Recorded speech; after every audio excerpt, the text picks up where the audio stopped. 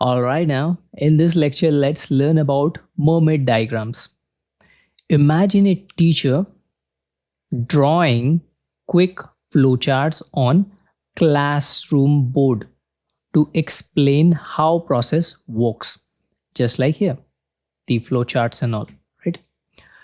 In Microsoft collaboration tools like Wiki or GitHub, mermaid diagrams do the same by turning simple text commands into visual charts and graphs.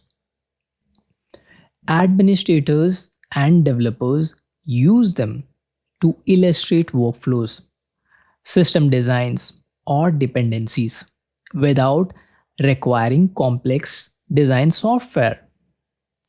This makes documentation clearer, collaboration smoother, and technical concepts easier to understand at a glance.